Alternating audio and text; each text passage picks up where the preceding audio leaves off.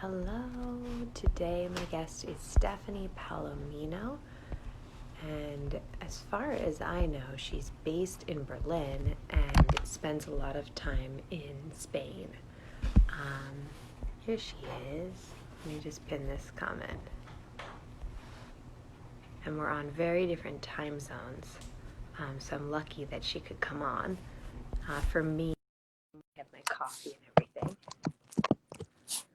So let's see, we've got pouring rain. Hello. Hey, girl. Hi. How are you? Good.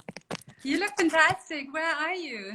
I'm in Seattle and it's really pouring rain. Like it's thunder to the point where like the dog is scared and we have a fire going. Oh my God. Oh my God. Yeah, here's Berlin sunshine. You will not believe it. So I took you with me. It's like really nice outside. Yeah. And 7 o'clock in the evening. And after our call, I will go out. Yeah. Nice. Yeah, Julana, I was actually just FaceTiming with Julana, who I know you know, and she was like out in the streets enjoying herself and about to go on a date. Trying to figure out where to put this light because it's very dark in the house, but Looks so lighty outside here. It's been crazy. nice. Oh my. So, good to Oh see my you. gosh, it's been so long. Okay, so is it true the last time we saw each other we were in Spain Yes. at Gabby's parents' house? And they ask for you all the time. Mama Palomino really misses you. She said, I have to take care of you coming back. So sweet. So did you take them up on the request to come live with them? Did that ever happen? Actually, we do this very often. So we were spending whole mostly of December and half of January with them to have Christmas together this year. This was the first time in 5 years, 6 years we haven't been in India.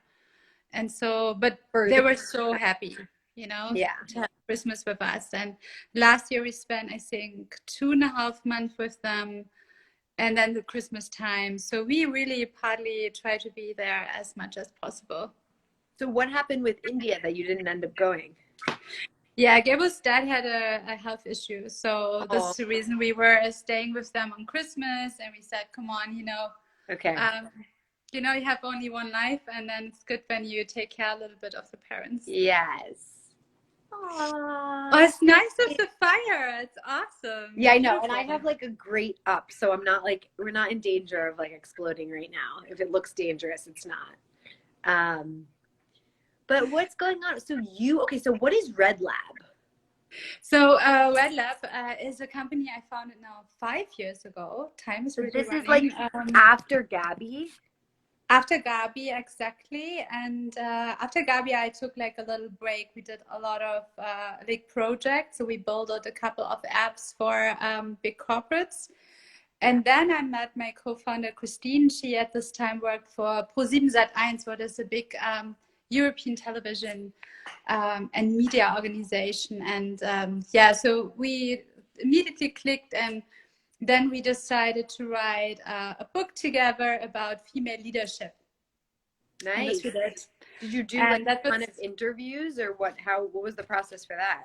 Yeah, we had 42 interviews and essays. Also, women were just writing by themselves, and it was really, the name is Lean Back instead of Lean In. So we had like kind of a controversial point on the Sheryl Sandberg thing, So I felt when I was reading it a little, this was not how I would describe a positive way how females should reach like kind of a career ladder.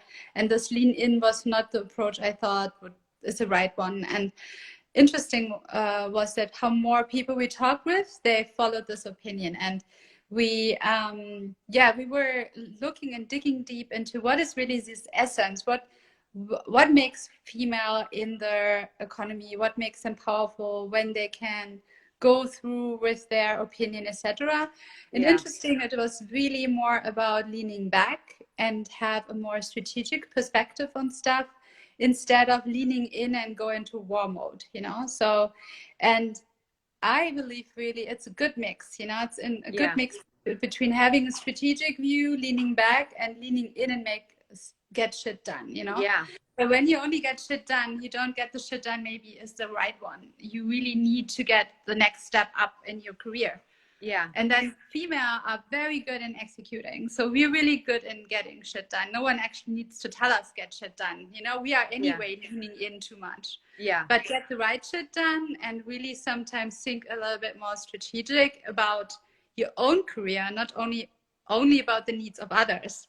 Yeah. This is, I think, this was a little bit an outcome out of the book. And it was developing a very little sisterhood out of that. So we met really powerful women. And also they always said when they really were listening to themselves, when they found this really moment where they thought, okay, that's the thing what I really want to do. And they were pursuing that. That was giving them a really strong position and a specific power to go through with stuff. Yeah. Did you interview, Stephanie, like women who were like had small businesses, had shops, or was it all online tech startup founders? It was a huge mixture. We had people from startups, we had people from big corporates, we had freelancers, we had actors, we had a person was going through a transition who started basically when the book started, was just in between a transition and then was becoming male after the book was finished. Okay. That was also nice. That's and interesting. we had we had coaches. We had one person was board member before on a huge corporate, and so really a big mix. And people also from university education and nonprofit. So it was really a broad perspective. And that was also something when I was reading the Sheryl Sandberg book, I felt it's very singular perspective on the world, you know. So it's also, of course, a perspective of privilege she has, you know. And I think later on she also kind of apologized a little bit on the book, you know, and said, yeah, I mean, it was one approach, and it started a great community. And I think I just hosted last year like a lean in meetup in our space from the Red Lab space. So we really support that, and I think it's great.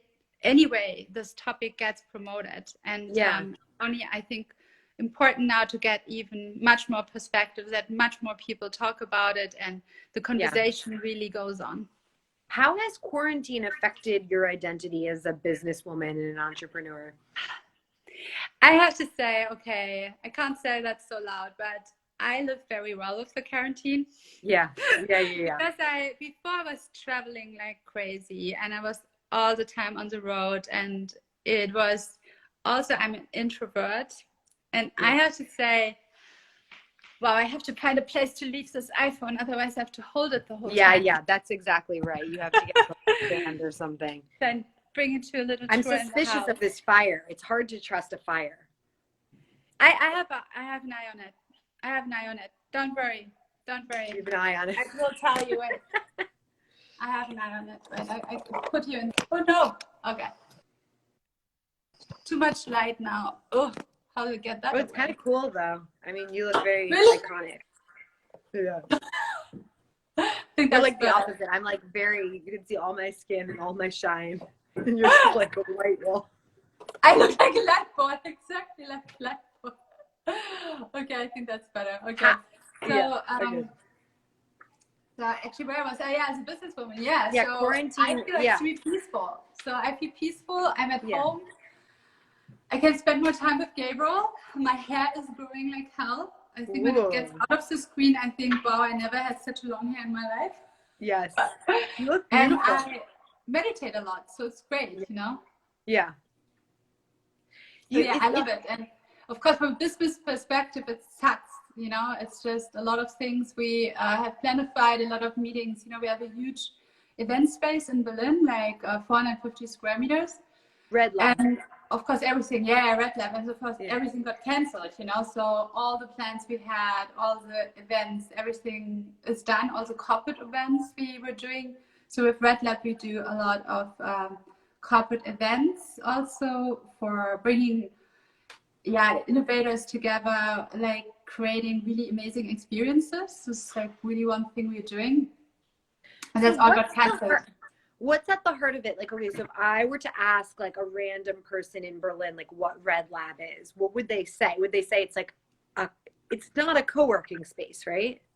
No, we're not a co-working space. No, Okay. no, we do three different things. So one thing is we do a lot of like innovation work. So we come into corporates and see what is the problems, what we can do, what we can change.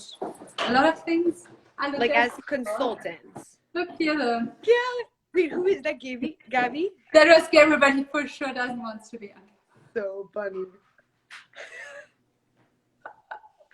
Oh, I miss him. His walk. Same walk. Yeah, so this is what I was going on with. Yeah, one thing is we do this innovation stuff, and we do a lot of agile trainings and all that stuff, and then we build a lot of apps or products for others. And the third thing is really that we bring this community of thought leaders together for our big clients. For Daimler, we do there a lot of work with EQ, the electric car vehicles. And so I think this is the three things. So it's like kind of a marketing stuff, we do the innovation stuff, and we build stuff.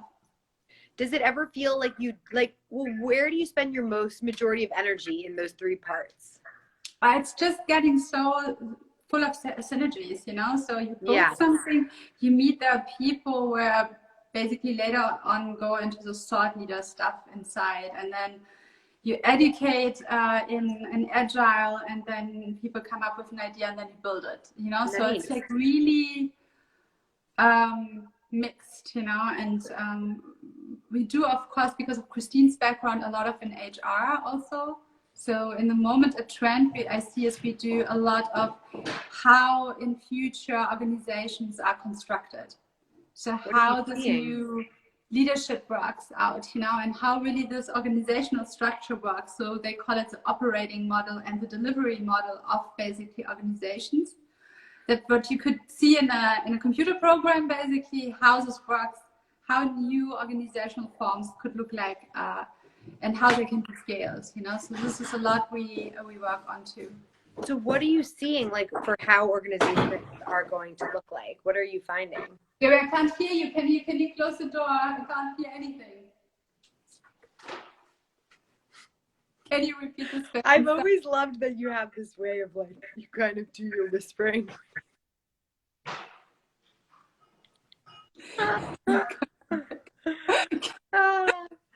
Can you just repeat the question? Yeah. So sorry. What are you seeing? How are organizations changing?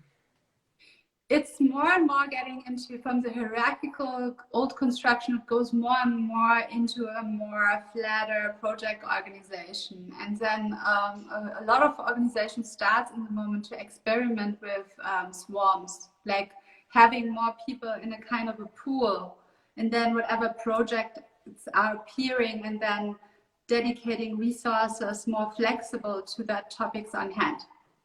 So that's a kind of really a big move, and all the organizations see more and more that there are parts can be digitalized and should not be human touch work, and then there is much more innovation work to do, or very complex jobs who actually needs much more attention. And to speed up and to be more flexible, it's like really interesting now how this total change will be implemented. Oh, you're so creative. So so what was this? Tell us about this, this Germany's most creative people under 40 contest. Yeah, no, it was not a contest, actually. It was a journal, and they just picked people. And it was actually for Gabi. This was really for Gabi. So what did I not see about Gabi? Like, okay, so when I stopped working with you on Gabi, like, what was the tail end of that project and company? Actually, oh my God, when I think about it, I still cry, actually. It's like, and not only Gabi, like there was the other app too. Yeah. God, yeah. But Gabi, I think the end of it was basically that when we launched the second version and we got like a lot of traffic, when you remember, and then the stopped working for people. And this is because we sent, the people were using it so hardcore that basically they were getting blocked from Facebook because it was too many requests over the app. And then we figured actually that we go strategic wise very much into the direction what Facebook wanted to achieve in the next steps. So we were basically a little bit like a Facebook search. I know. I still remember going to the Facebook offices in, what was it, New York? Yeah, you were in New York. Yeah. And bringing the app, and they were like asking a million questions about it. So tell people, like, just briefly tell people for the history and the record what Gabby did, roughly. Okay, so Gabby was basically your assistant for Facebook. He was gabbing basically this vocabulary I learned from you. So about basically what is the most interesting stuff was going on. So stuff you now see in your feed. So which people going, most of your friends to which event they are going, what was your most liked picture, what was your most well perceived post you were writing. So you could see what others likes about you, but you could see also what's trending. And so it was very helpful and got you a totally different perspective on your Facebook feed. Yes.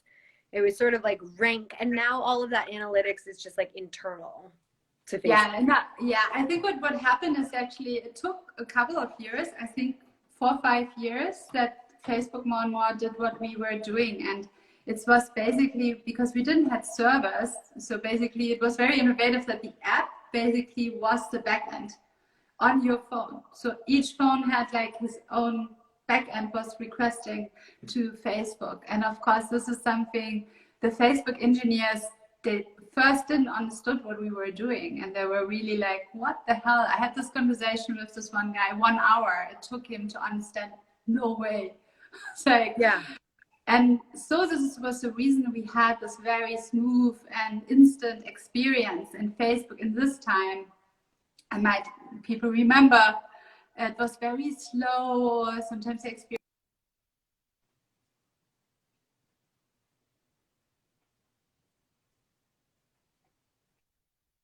Yeah, you froze for a second, but I think we're good now. Okay, I get only more juice in the box here.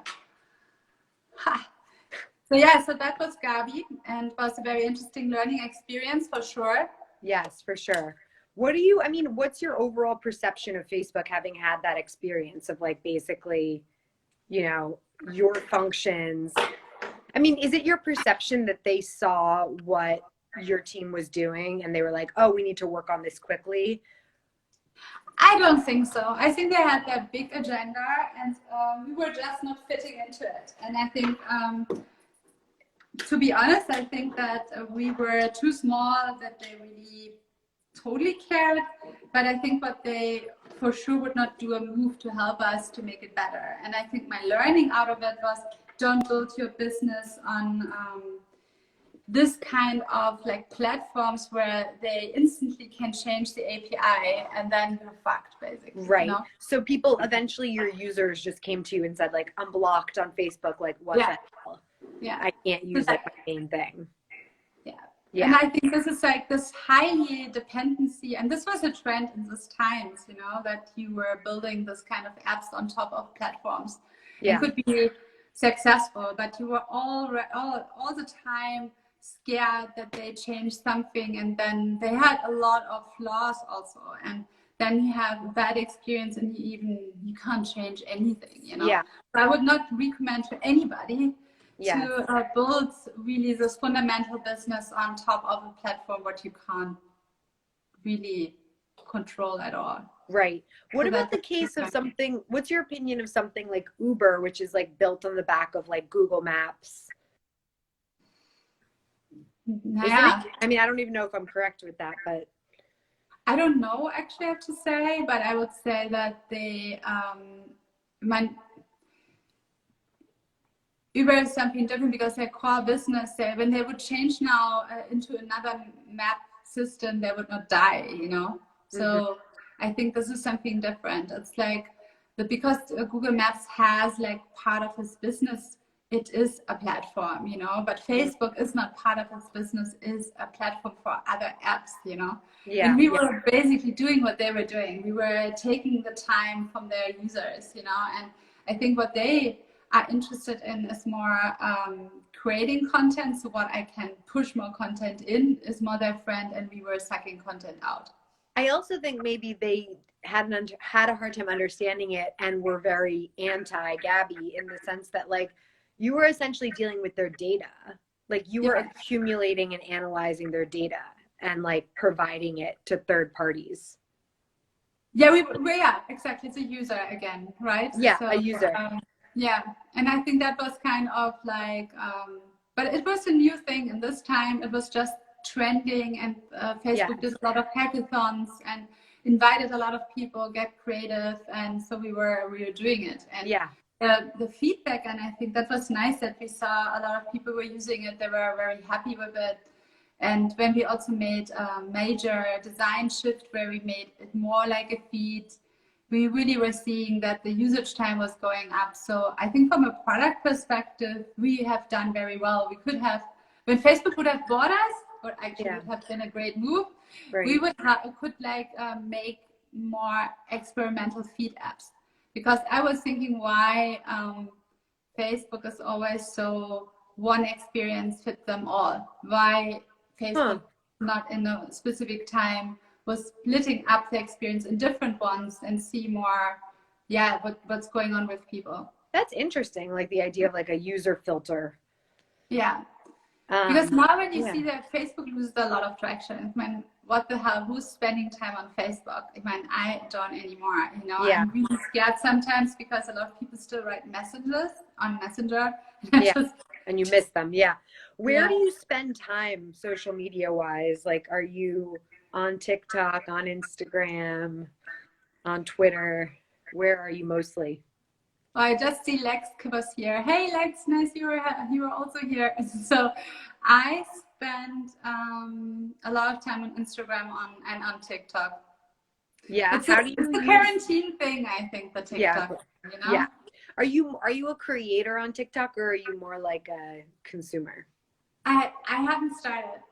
I'm Okay. sometimes with the videos, I don't know, I'm a little shy. I have Yeah. to come over that. I was also thinking today for the interview. So personally, my private time, I'm a Yeah. little bit shy on camera. And professionally, I often have to do things. You know, I have to interview people, I have to speak in front of people. Yeah. But for myself to say something, I'm a little shy.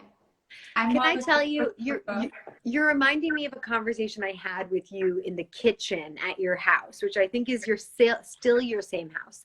And you were really talking about childhood and like your experience with dyslexia. And, you know, some of that has been so central to your ability to be a creative woman, right? Like the struggles you had with it, the way your brain worked. Can you just say something about that experience as a child going through that in case we have someone who is a parent of a child with dyslexia or trying to navigate creativity as an adult with dyslexia? It is. I think I think you need to have a lot of empathy that the world and that's actually for all learning disabilities. You know, you really have someone in front of you understands the world or perceives the world or gathering knowledge in a totally different way. Yeah. And the world around you has a specific norms, how you should behave, how you should learn, and how you should perform in tests. And this is, yeah, I mean, you don't fit into that grid. It's like it's very difficult, and you struggle a lot. And I felt often, yeah, so confused about am I being stupid or I'm being super smart. You know, I was so confused with myself because there was this easy things to do, like writing sentences from the whiteboard. You know, it's like writing it on my paper, and how long it took me to see what's there written and then to write it in front of me. And then when I had to make calculations and I had to do math, I was like, you know, and then it was weird because you were thinking, what the hell is wrong? You know, what's wrong with me? And then this time you didn't got tested really. It started like 1 or 2 years later, and then kids were getting tested. And what helped me a lot was writing 10 fingers blind with a typewriter. This is the reason I can use this nerdy keyboards like this one, because I'm a blind writer. I can write blind, 10 finger. And this is interesting because you have problems to see handwritten stuff. And I'm sometimes challenged because we do all this design thinking workshops, and you see behind me there are a lot of posters everywhere. And to read them is very difficult. So it's much easier to read for me or my own text when it's in really clear written form, and then you can see much easier mistakes as even easier. It's never been perfect. And I think the second thing is to, just accept it, you know? I know I was doing a lot of trainings and I was becoming better, but I will never be like, for example, my co-founder. She is like amazing. She finds the mistakes in the newspaper, you know? And and this is also a thing from the book. So what I really learned for myself is looking into my strength and build on top of my strength, you know?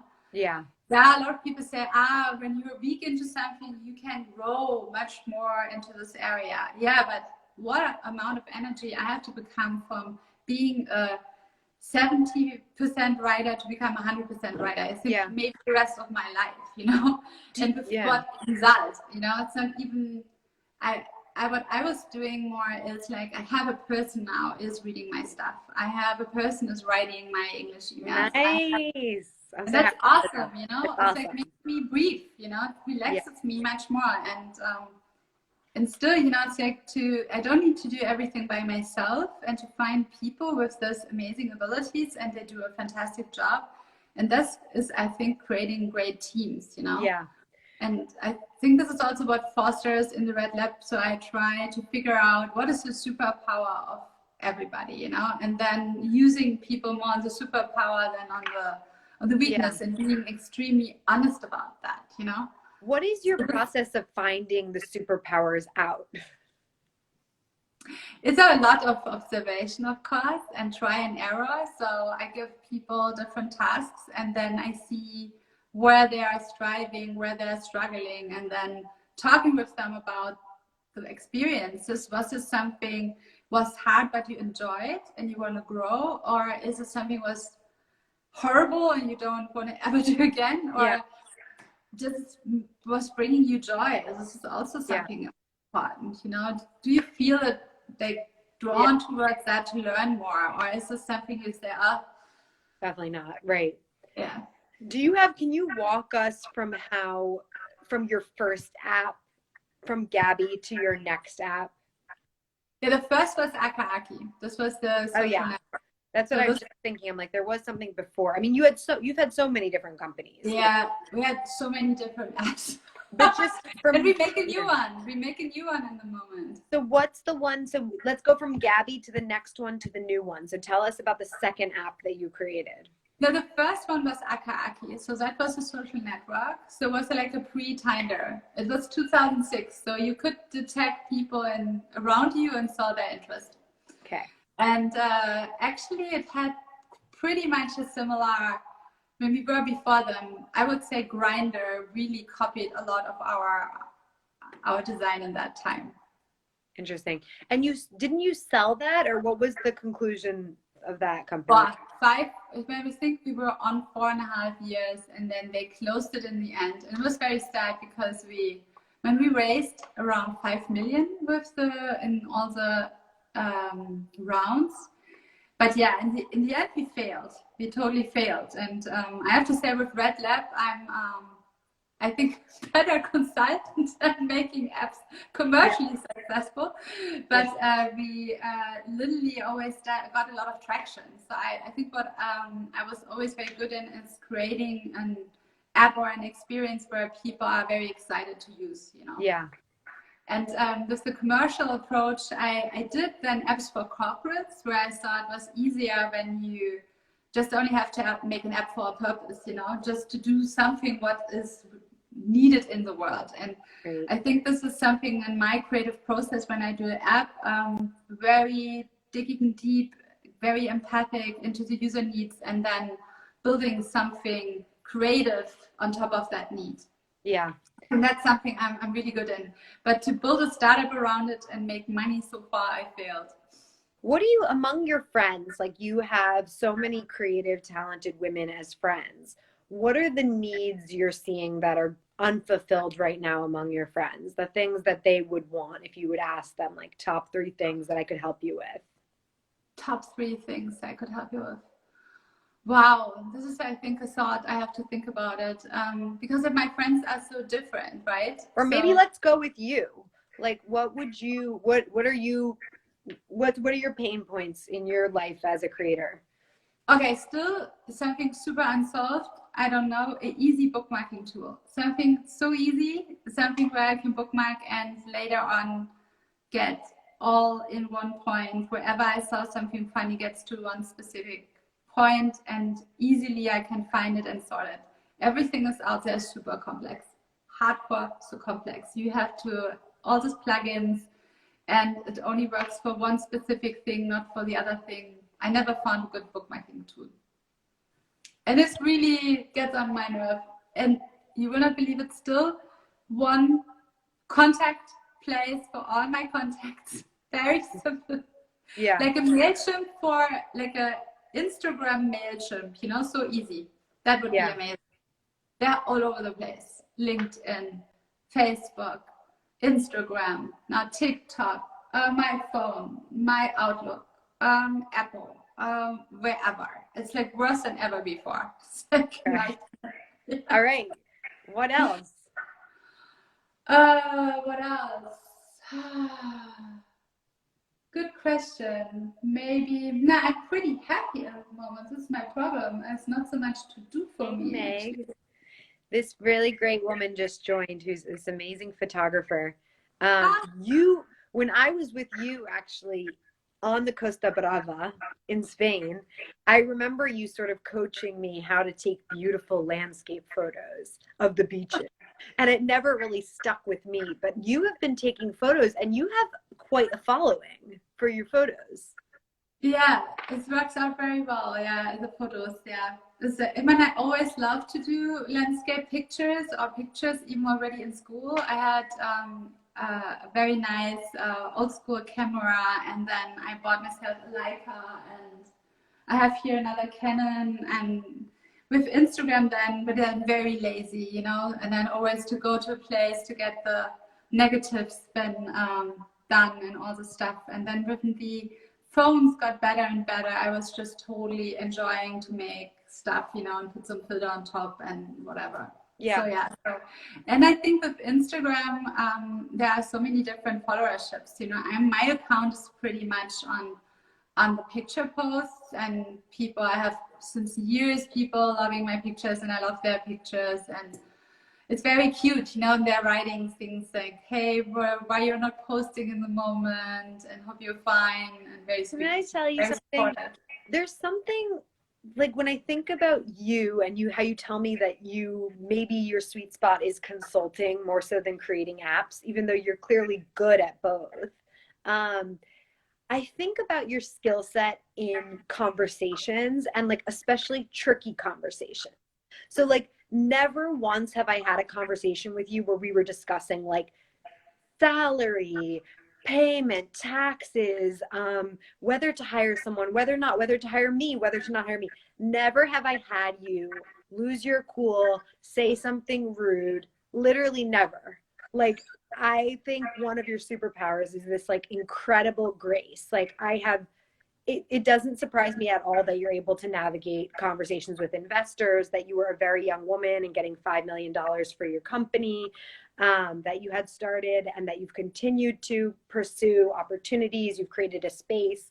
Can you tell us a little bit about like your rules for conduct within meetings, and like what you do if someone says something that upsets you or alarms you?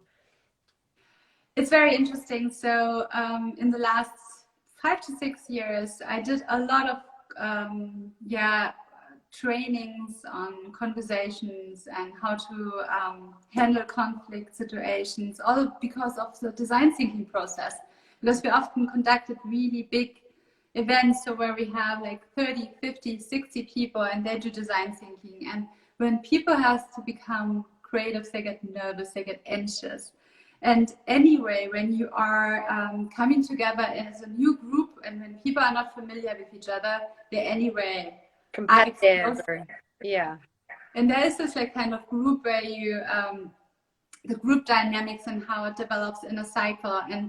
But interesting, what really helped me the most to go and to really be calm in those situations is really my spiritual path, because it's a lot about leaning back. It's about a lot having a distance and not taking anything personal. And that's very tough. You know, you really instantly normally feel rejected, or why he's screaming after me, I have not done anything, and you go in defense. And when you go in defense, the other one goes even more in offense, all goes in defense. And so you have no way to communicate anymore. So my job is to basically to keep the channel open and to show understanding. And that can only happen when I distance myself from myself and my emotional reactions. And when I was in the ashram a couple of years ago, and I had a seva, so seva selfless work, so I had a job, and the job was basically being the doorkeeper on stage for 2 hours when there is a break time when the guru needs to go to the toilet. And 2 hours? To keep Naya, she goes only 20 minutes, but during this 2 hours it happens basically. Okay. And so before you saw chairs and you put people on the chairs and you try that everyone sticks into order. And none of the week is the easy task because all the Westerners get their hugs and they are all in line. Yeah. So they don't mess up stuff so much. And then the Indian people, they're not like, why we have to sit in lines? They are like everywhere, children screaming. And of course they have a much harder schedule. So they have to go home earlier with buses for 5 to 6 hours. Yeah. So they really want to go in front, everybody basically. So sometimes on a day you have 3,000-4,000 people or 5,000 people want to hug. Yeah. So manage, have fun. Even in this 2 hours in the weekend, so my job was always at the weekend was Indian day, so it was tough. Yeah.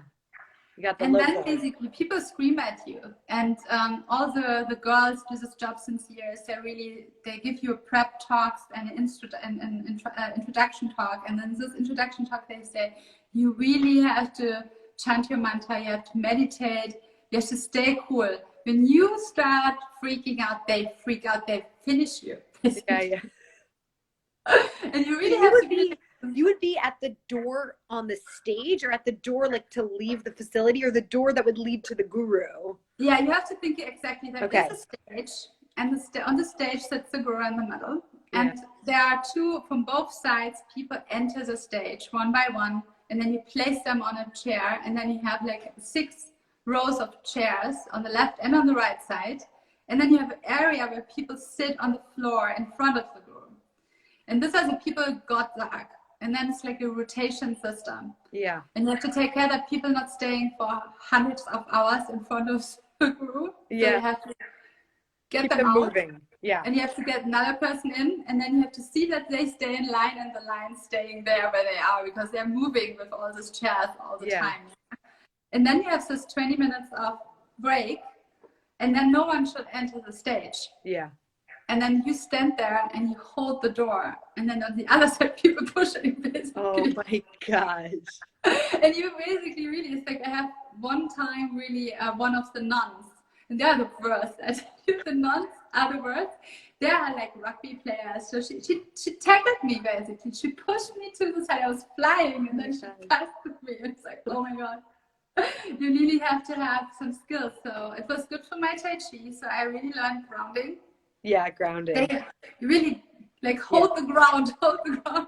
Yes. And on the other hand, really this empathy, this has nothing to do with me. And the first time when you freak out, when there is a person is screaming after you, or like saying, I have to get my bus, so I'm waiting here since 2 hours. Why is this person is now in front of me? Because of course, handicapped people go first, children go first. The order gets changed all the time because whatever reasons, and you have to stay just cool, just you don't mind. And that's what you say. what would you say is the general emotion of the space? Like, are people like the same emotion as you would have in like a grocery store, or are they like very serious and dedicated, or like crying and like damaged, or? It's so interesting. It's so everybody's different. Every day is different. You have all of it. You have basically all of it. I think sometimes an ashram is a lot of people there. Of course, you would see sometimes in a mental institution, but there are tons of people there are kind, loving, highly intellectual. Like for example, your ex-neighbor. So Yeah, Bob. We won't say just his met last Bob actually. I met him in January. Was name. Oh, you January? saw Yeah. him. You saw him in January. Yeah, I saw him. I saw him in Munich, or was it December? I don't recall. I think it could be was January or December. I saw him. It's pretty amazing. So, are you still a dedicated student of Amma? Yeah, definitely. Okay. It's like we were going on the European tour, and I did some agile work sessions on the Ayut. This is the whole initiative around the Kids for Amma, you know. So they do nonprofit like charity work all over the world, and it's very cute. And they had people there from the European Union, and they had politicians there, and I did some trainings on how to work agile. It was super cool. The kids are the best. Are you able to say in regular human language why you love her so much? It's the opportunity of self-growth, you know, when I think what Steve Jobs said it very well, you know, Steve Jobs had it in a guru, and he was saying, you know, the guru picks you, you don't pick the guru. When I was going to Amma, I was really, I'm still, I would say, very agnostic in the sense of, I really don't believe in an afterlife or something. Mm-hmm. And I don't believe in a lot of things, I think, but I believe really that she is teaching me to becoming a better person, mm-hmm. and to grow. And I think this is what a guru is in the end of the day, is your teacher. And she is a person that's capable of so much compassion and love, and is really, what I saw from her, unbelievable human being, and that's very inspirational for me. Does she give speeches? Like, do you have a chance to hear what she thinks? Or is it really all about the hug? No, she talks all the time. She talks all the time. Yeah. Yeah, I think there's a beautiful documentary actually from a French movie maker about her. And, oh my gosh, I want to watch that. Yeah, and it's really sweet, you know, and it's it's really interesting to hear the stories and her analogies. And of course, I have a Christian education, so but then, and I was a big fan of Jesus when I was a kid, totally in love for Jesus, still looking for men with beards, always trying to be a growing one. You're so sweet. You're like seriously, like you're just a very sweet person. I mean, you're very everybody's always thinking the same, I think. Oh my God. No, you said you can say the same? No. But no, I said he would not say the same. Oh, okay. So you're still doing your trips to India. You're still. But you are too a very sweet person, by the way, and I miss you. Thank you. I miss you too. I really miss you. And what is Gabby up to? But does Gabby work for you at Red Labs? No. Gabriel, he was not allowing me to show something, but we work on a new game. Okay. Fun. And the feedback so far is really good. Much better than the feedback we got from the last game. But the feedback is really nice, and I enjoy a lot to work with the artist. She's a really talented woman, and she is doing a lot of work in clay. So the whole game is made out of clay, as mostly. Wait, and is it a physical game? No, it's really an iPhone game. Okay, so it's like stop animation kind of thing? It has some animation parts in it, but it's basically a little bit like a modern Sudoku puzzle game. Okay. So it's about numbers. And I'm quite sure Gabriel will give you a call very soon. Oh yeah, lucky me, lucky me. Oh my gosh. No, it's a really joyful, and I'm really grateful. This idea was coming to him because it's a very unique playing. It's always what we do is crazy and risky, but you know, I do my consultancy work, and then it's very nice on the other hand to do something crazy. I love that you're able to work with your husband. Yeah, it is challenging sometimes. You know, you have seen us together. Yeah, but you're very good pair for Yeah, creativity. I love him so much, and I have to say I'm so grateful that through the quarantine I can spend so much more time with him and stay at home. Yeah, Because the last 5 years, and especially last 2 years, I spent a lot of times outside, and now I'm really so happy. Like, oh, yeah. over there, and you can get a hug in between. I want to get just a quick before I say goodbye to you, I want to hear like what has changed about Berlin and like the startup scene since when I was there. I think we really miss you. It got bored to hell, actually. It's boring. When there was time, I think that there's much more deep tech going on than before. A lot of university is now moving into more serious stuff, but yeah, the cool times are over without you, I tell you. Like what would be like the 3 cool Berlin startups right now if you had to say? I have no clue really. Yeah, oh my God, of course I have a clue. There's one Cellbricks. Cellbricks is printing little organs. That's really cool. And the organs are used to make drug tests. And so, because after European law, you know, you have to find the best or human-alike like material to test drugs. And so basically without human influence or animals or whatever, drugs can be tested. And so they print basically tiny kidneys or whatever you need, and then they can make the drug test on them. And this is really, really cool. So it's like Cellbricks, like SELL. Cell like the cellular basically, and then bricks like brick. Okay, cool. Cellbricks. I'm gonna write that down in case anyone wants that. Yeah. And then who else is interesting? Interesting. I think still ResearchGate, especially in this time. Oh yeah. Now, I think that's still one of the really, really good ones. And I remember that founder, ResearchGate. I forget his name, but I only know Sebastian. He is one of the founder team, but not the CEO. And the third one I have to pass on, then I have to think about it. But the best. Yeah, it's not really exciting anymore. For me, I have to say, I want to spend more time in nature.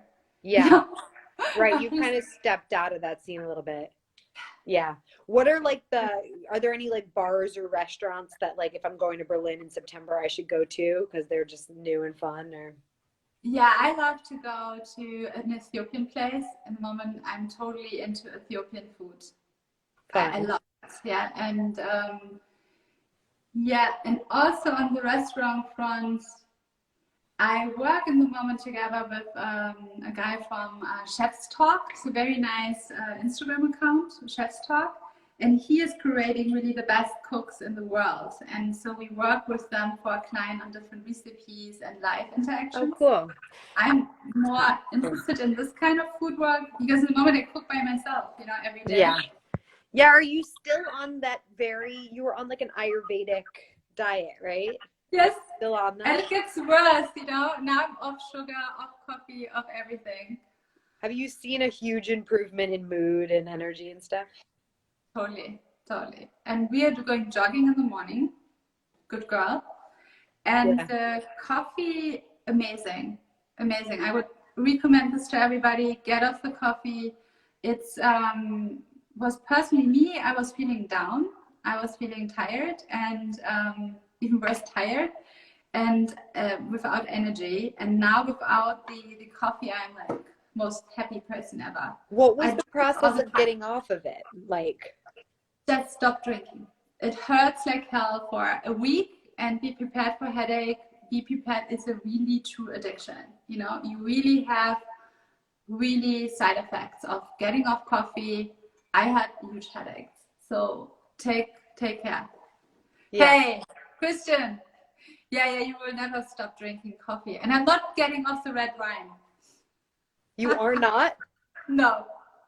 This is the last thing I keep. That's like my big hack. Like that's what I read. When you talk about so passionately about coffee, I'm pretty much the same with like alcohol and drugs. I'm just like, get off of it. I'm like, if you're having any depression, any mood issues, just try getting off of all the substances. And yeah, but red wine is tough. Yeah, it's healthy too.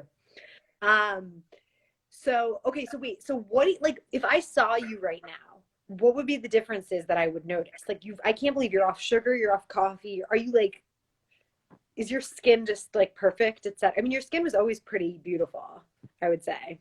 Yeah, skin is okay. I would say it's more, I feel much more clear. Mindset. The brain is more clear. So nice. By the way, I have to introduce you to Christian. He's a 7 Hats wine. He's a 7 Hats wine. Yes, I see him. Yeah. Tell us he would about be him. awesome. I would send you on a date when you would be in the same town. Oh, I'm very much dating someone. Ah, damn it. Yeah. But that's cool. 7 Hats Wine. What's the deal with 7 Hats Wine? Is that a wine company? Yeah, he is taking care of wine shop nice. in Frankfurt, what is really good, and they make extremely nice wine evenings, highly curated. Very and, cool. And Christian also is a poet, and so it's a very nice mixture, I think, wine and poetry. So very nice, very nice. What else? I think one thing has changed. I started to wear Escada 80s jacket. So I have a huge collection now of Escada jackets. I love them. Nice. Where are you finding them? In a German platform called Kleiderkreise. Very nice. It's all what the grannies don't want anymore, you know, from the 80s and 90s. Can you tell me, I don't want to make you spell things because I know you don't like spelling things, but how do you spell this? Is it something that I can shop on as an American? I don't know. You have to try. But you know what I could do is when the quarantine is over, I could start buying things for you and send you a package over. Oh my gosh. I want to browse it. I really want to browse it. Because I mean, it's we don't have, no consignment shops, no thrift shops, no vintage, nothing's open. And those are just so fun. Okay. It's a huge addiction. Thank you for spelling that. That's amazing. Kleiderkreise. Okay. Kleiderkreise, exactly. Yeah, look, Christian's always. I still remember you coaching me how to say Eberswalderstraße. You'd be like, Eberswalder. Yeah, my pronunciation never got good of my own street. Yeah, but I learned so much vocabulary through you. Kindred spirits, gap, the gift of the gap, It's like. But we need to see. I need more English. I need more. I know. We need to see each other. I love that you're starting a new app. We need to be in better touch. This has been really fun catching up. I'm so glad to hear you have your own space that is full of synergy. You have a female co-founder. That's all so positive for you, and you're working on a million things. So I think your update couldn't be better. I'm really happy. Yeah, and I want to know more about you. This we do in private next time. Yes, perfect. I need to know everything. I'm sending you a hug and sleep tight. Thank you for doing this. Have a good day. Take care. And give a hug to Gabriel. I do that. Okay. Bye-bye. Bye. Bye-bye.